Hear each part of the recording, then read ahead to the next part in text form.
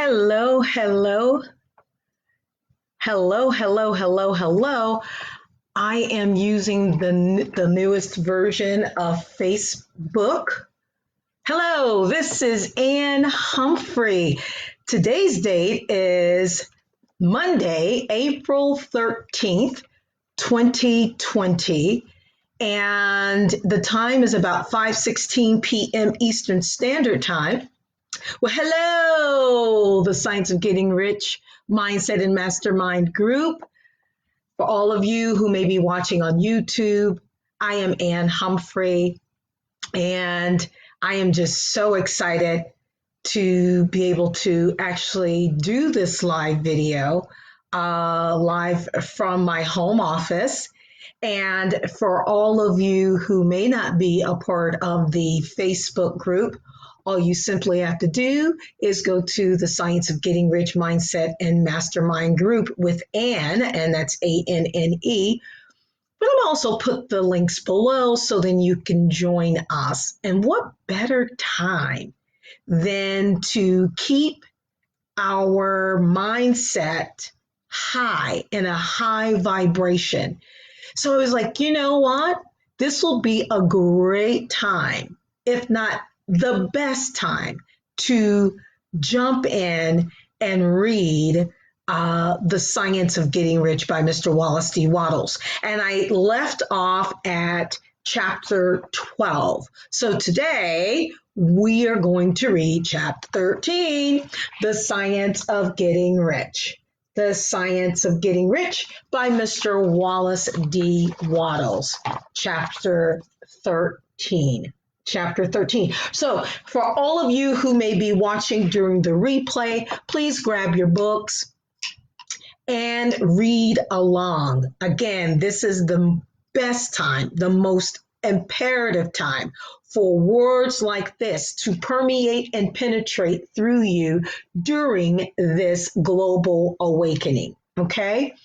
So let's just jump right on in into this Facebook Live. So chapter 13 is getting into the right business. Now, let me pause there. I stopped reading live on chapter 12 last year. Had no idea what we were about to be faced with, if you will. And look where I am about to read. Getting into the right business. And so many of you are now at home, working from home. And this is the time, ladies and gentlemen, if I was you, I would start looking into where it is I really ought to be. Because sometimes things that you may think is a disaster is really a blessing in disguise. So let's hear what Mr. Wallace D. Waddle says about getting into the right business. Success in any particular business depends, for one thing, upon your possessing, in a well-developed state, the faculties required in that business. Without good musical faculty, no one can succeed as a teacher of music. Without well-developed mechanical faculties, no one can achieve great success in any of the mechanical trades.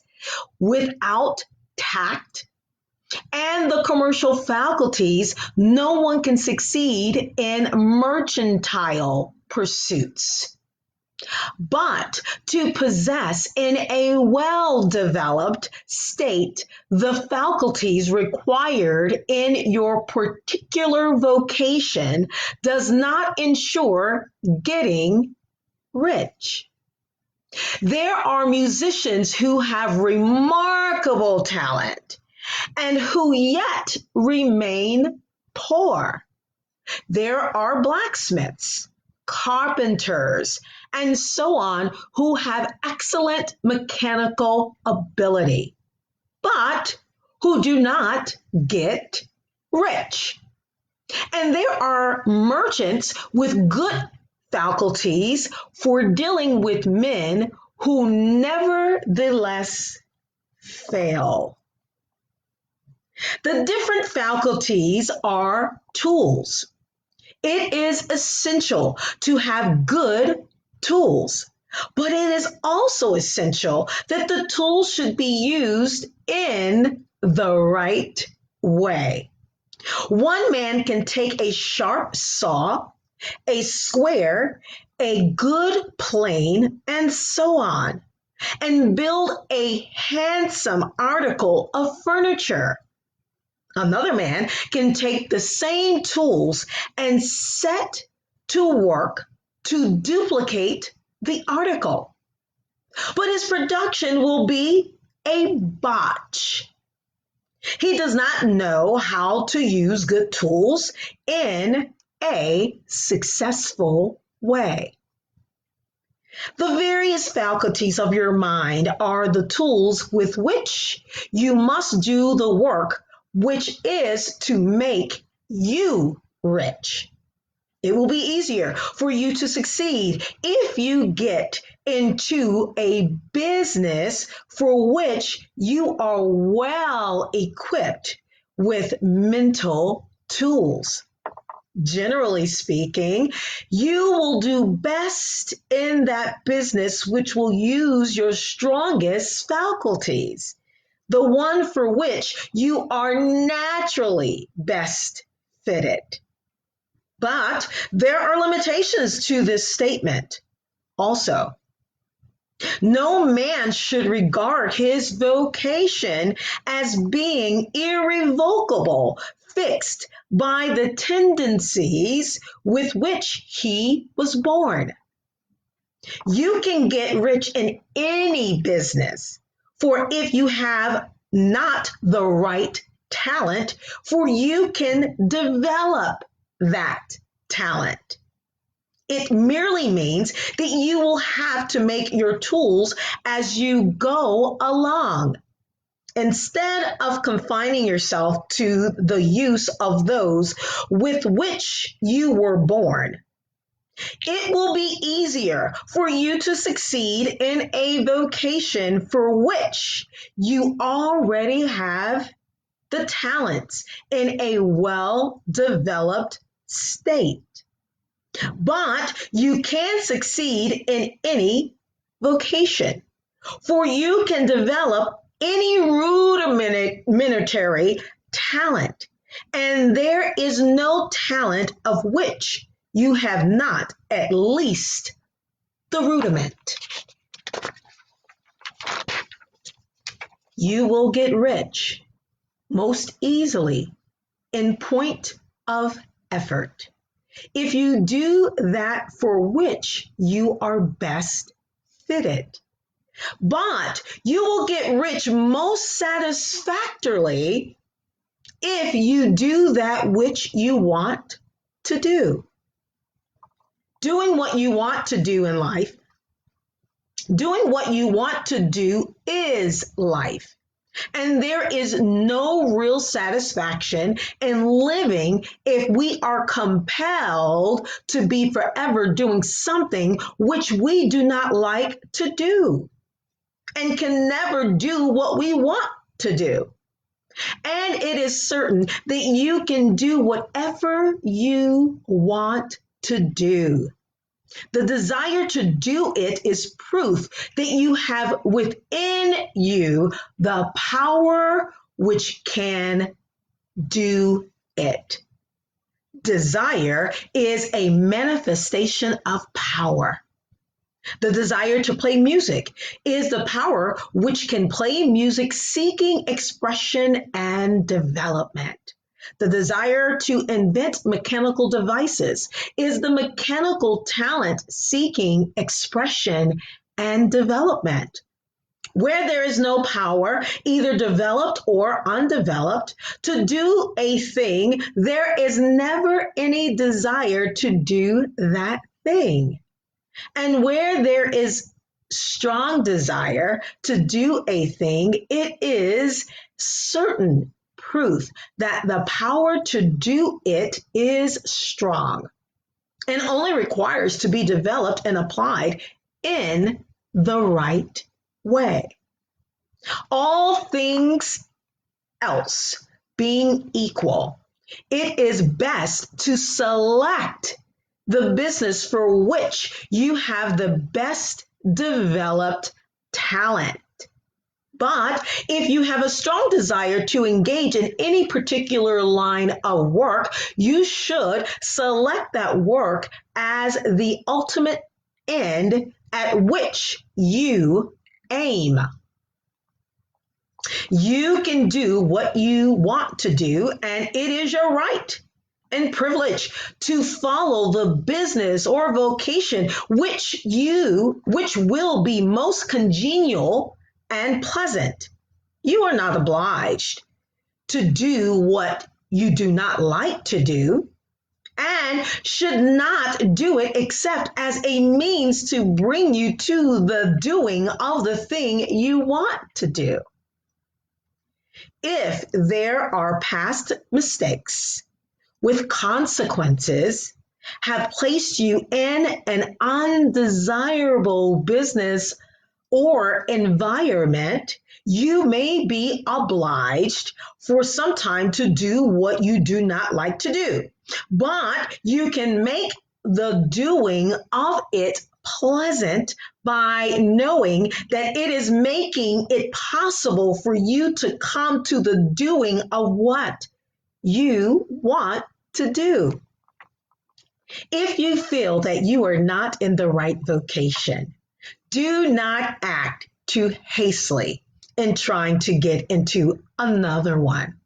The best way, generally, to change business or environment is by growth. Do not be afraid to make a sudden and radical change if the opportunity is presented and you feel after careful consideration that it is the right opportunity. But never take sudden or radical action when you are in doubt as to the wisdom of doing so.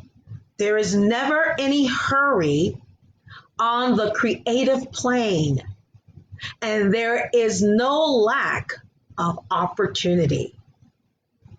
When you get out of the competitive mind, you will understand that you never need to act hastily. No one else is going to beat you to the thing you want to do. There is enough for all. If one space is taken, another and a better one will be opened for you a little farther on. There is plenty of time. When you are in doubt, wait.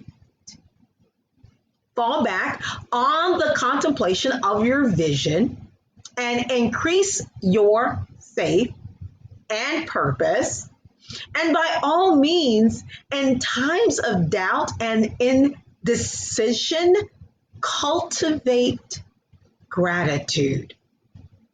A day or two spent in contemplating the vision of what you want and in earnest thanksgiving that you are getting it will bring your mind into such close relationship with the Supreme that you will make no mistake when you do act.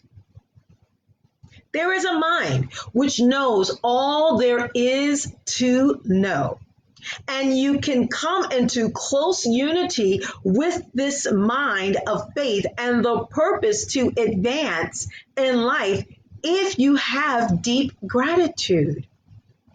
Mistakes come from acting hastily, or from acting in fear or doubt, or in forgetfulness of the right motive, which is more life to all and less to none. As you go on in the certain way, opportunities will come to you in increasing number, And you will need to be very steady in your faith and purpose, and to keep in close touch with the all mind by reverent gratitude. Do all that you can do in a perfect manner every day, but do it without haste, worry, or fear. Go as fast as you can, but never hurry. Remember that in the moment you begin to hurry, you cease to be a creator and become a competitor. You drop back upon the old plane again. Whenever you find yourself hurrying, call a halt. Fix your attention on the mental image of the thing you want and begin to give thanks that you are getting it. The exercise of gratitude will never fail to strengthen your faith and renew your purpose. That is the end of chapter 13. Oh my goodness. I want to make sure that you guys, especially the people in the group and whomever is going to see this on YouTube, that during this global awakening, this is your moment, ladies and gentlemen. This is your moment to create the world you wish to exist in. I challenge each and every one of you. I am not saying that, put your head in the sand and that things are not happening. Of course they are. However, this is your moment, your time to go out, to create exactly what you wish to see. You see, one thing that I've learned during my life journey is that there are certain things you just don't have control over. And those things that you don't have control over, worrying, having doubt, all of these things, these types of vibrations that do no good for you, it's not going to change anything. In fact, you're probably going to get sick. You're going to be walking around here with high blood pressure and hypertension and all of these other things. Why? You control what you create, and that's what you're in control over. This is your opportunity, ladies and gentlemen, to create like no man's business. Go back to what Mr. Wallace D. Wattles has already written back in 1910. He's already left many of nuggets if you will just pick up this book and read it. And let me just highlight a couple of things that will coincide or in parallel to what's happening now. And I'm only going to keep you for a couple of more minutes. And I like to say for all of you who may be watching me on YouTube, if you're not subscribed to the Osho channel, subscribe, hit the bell, because this is a channel that brings about awakening. There's no gossip here. There's none of that crap here. I don't do that. And there's nothing wrong with those channels that do. But this channel is all about the rise of those people who know that they were called for such a time like this. And I know I was called. So let me just share a couple of things with you before we get out of here. Again, Mr. Wallace D. Wattles, this book does not belong to me. This is Mr. Wallace D. Wattles' book written back in 1910, The Science of Getting Rich. So I own no rights to it. This is Mr. Wallace D. Wattles. Okay, Mr. Wallace D. Wattles, The Science of Getting Rich. But I just would like to read a couple of things, and I posted a couple of things that I wish during this time that will permeate and penetrate through you, so then you can take a look through a different lens. Just take a look through it. All I ask is for you to take a look through a different lens. Okay, so let's see here. I have several passages because I just love Wallace D. Wattles. I mean, God, if he, I mean, I tell people all the time, if I tell you, Mr. Wattles, he would have been Anne Elizabeth Wattles because I love that man. So in chapter 3, most of you know, who know me personally, know that I'm in love with the book, but there's something about chapter 3. In chapter 3, if Mr. Wallace was still here, which, in the physical human form, I would tell him in chapter 3, it's like you open up the gates and you were like, the heck with you guys, I'm going to tell you the truth whether you want the truth or not. Chapter 3, he said a lot of things. Chapter 3 can just be a book by itself. Chapter 3 alone, in my humble opinion, is opportunity monopolized, can be a book all by itself. But this is where I want you to hear, ladies and gentlemen. He says in chapter 3, the working class may become the master class whenever they will begin to do things in a certain way. Ladies and gentlemen, let me say that again. The working class may become the master class whenever they will begin to do things in a certain way. I'm going to show this in the screen. Again, this is Mr. Wallace D. Wattles, not AnneHumphrey. See that? Right there. The working class. Do you have that? Okay. I think it's so important to see it, because I think when you see certain things, you're able to say, whoa, this is pretty deep. Let me share something else. This whole book really is for such a time like this, really, because he's giving you the clues. Heck, forget about the clues. He's showing you the roadmap. He's giving you the blueprint. You just have to have your mind. You have to be ready for transformation. And you can't fight it, because this is the time for you to rise up and be what God created you to be. Okay. Something else that he says. I mean, he says a lot of stuff, but I just want to kind of go over a couple of things.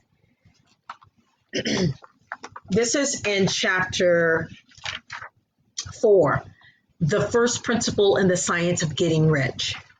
Mr. Wallace D. Wattles says in chapter 4, he says, to look upon the appearance of disease will produce the form of disease in your own mind and ultimately in your body, unless you hold the thought of the truth, which is that there is no disease. It is only an appearance, and the reality is health. Now, ladies and gentlemen, I know you're going to say, AnneHumphrey, what are you talking about? What are you talking about? There's no appearance. But I'm here to tell you, see here? See there? Towards the bottom, to look upon the appearance. There it is. Here, ladies and gentlemen, I'm just here to tell you, don't shoot the messenger. I am just here to just share and enlighten you. I know I'm not saying that people are not experiencing different things and that they're not fatalities. We definitely want to give prayers to all and strengthen all of those who are either experiencing it, either who have transitioned from it, or either have other family members that's experiencing it. All prayers go up during this time, because this is a very serious time. However, as I've been saying to people, the biggest virus is your mind. The biggest virus is your mind. They don't have a pill for that. You've got to You've got to take all that garbage out of your mind and begin to live. Just live. Just live. Speak life over yourself. Speak life over your children. Speak life over your loved ones. And of course, yes, be smart. Be safe. Don't be out there willy-nilling it. I'm not saying that. What I am saying is create the world that you want. Understand that everything is an appearance. I was listening to this other gentleman who says this is the biggest show there is. This is the biggest show there is. And yes, things are happening around us, but this is our time. This is our moment, ladies and gentlemen, for the working class to become the master class. Did you hear that? Mr. Wallace D. Wattles says the working class may become the master class when things are done in a certain way, ladies and gentlemen. This is our time, ladies and gentlemen. All of you, I've heard many of you say, whether you are on my YouTube channel, whether I've heard you say it on your YouTube channel, why is it that everybody's able to do this and do that and have this and have that? Well, listen, ladies and gentlemen, this is your time. This is your time to put things in reverse. Let the working class be here and the master class be here. It's possible, ladies and gentlemen. It is possible. You just have to rise up and really be what you have been created to be while here on planet Earth. Don't get caught up in the stuff, again, as I said at the very top of the hour, don't get caught up in the things that you cannot change. You cannot change it. Certain things you just cannot change, period, point blank. So then you say, well, what can I change? What can I transform? And what you can transform and what you can change and what you can create is the world in which you desire to live in. Let me share something else. Oh, ladies and gentlemen, Mr. Wallace D. Wattles was ahead of his time. He's ahead of his time. He was ahead of his time. He was ahead of his time. Something else that he says, and I just want to get to this section here because I every time when I hear something, I think of Mr. Wallace D. Wattles. I said, Mr. Wallace D. Wattles was so ahead of himself. This book is over 100 years old. This is in chapter 5, Increasing Life. Chapter 5, Increasing Life, what I'm about to read now. Chapter 5, trying to play with this camera here. Chapter 5, Increasing Life, okay? I'm going to read from chapter 5. He says, I am aware that there are men who get a vast amount of money by proceeding in indirect opposition to the statements in the paragraph above. Now, I know that you'll say, well, Ann, what's the paragraph above? Okay, so let me just kind of backtrack. Let me read to you what the paragraph above says. It says, you are to become a creator, not a competitor. You are going to get what you want, but in such a way that when you get it, every other man will have more than he has now. This is the paragraph above the paragraph that I'm reading. I just want to show that to you towards the bottom, right there. See that? You are to become a creator, right there with my little squiggies. Okay. All right. So now let's go back to the paragraphs that I'm reading, and I'm going to show that to you as well. So he says, I am aware that there are men who get a vast amount of money by proceeding in direct opposition to the statements in the paragraph above, and may add a word of explanation here. Men of the plutocratic type who become very rich do so sometimes purely by their extraordinary ability on the plane of competition.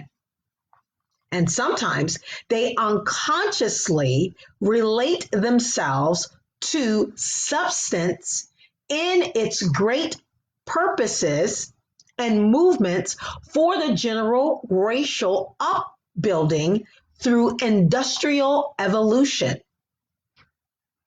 Rockefeller, Carnegie, Morgan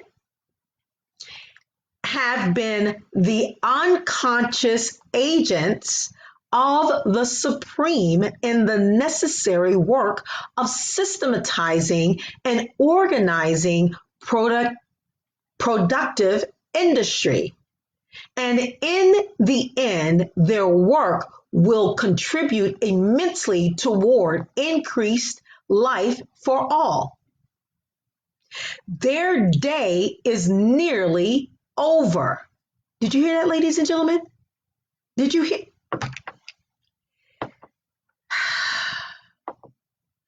I don't know if y'all hearing this. Their day is nearly over. They have organized production and will soon be succeeded by the agents of the multitude who will organize the machinery of distribution. He says the multimillionaires are like the monster reptiles of the prehistoric eras. They play a necessary part in the evolutionary process, but the same power, listen to this, ladies and gentlemen, listen to this, but the same power which produced them will dispose of them.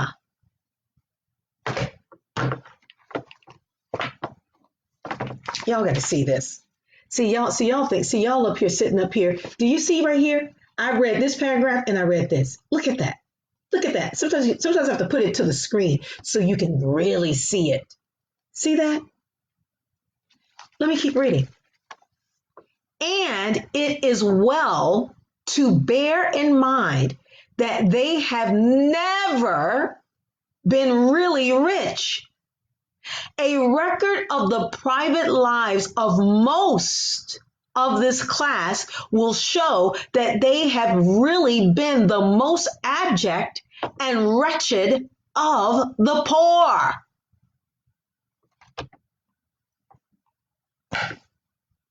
Listen, ladies and gentlemen, this is our time to rise and to be what we've been sent here for and what we've been created for. Use this time wisely. The other day I posted, and it became one of my quotes, time is the new currency. Listen, ladies and gentlemen, I'll repeat that again. Time is the new currency. Use your time wisely. Create during this time. Be with your family during this time. Love during this time. Transform during this time. This is your time. You've been asking for it. You've been praying for it. You've been saying, I don't have enough time. I don't have enough time. I don't have enough time. I'm always here. I'm always there. I'm doing this. I'm doing that. I just don't. This is your time. The working class may become the master class when they do things in a certain way. I am AnneHumphrey. Again, everything that I've read, everything that I quoted is from The Science of Getting Rich, Mr. Wallace D. Wattles. Mr. Wallace D. Wattles wrote this book back in 1910. It's over 100 years old. I urge each and every one of you, get the book. Get the book. This book is ready for you as you are ready for it. And begin to transform your life. Again, for all my YouTubers, please be sure to subscribe, hit the bell below, and share this video. If you see me on Instagram, share this video. Again, our show is all about stories of inspiration and awakenings. Thank you guys for watching, and have a wonderful, wonderful evening. Thank you guys for stopping by. All my Facebookers, thank you for watching as well. And The Science of Getting Rich, please hit the replay button for those of you who were not able to be here on my live, because it's worth it. Thank you, and continue to read The Science of Getting Rich. Have a good night. Bye bye.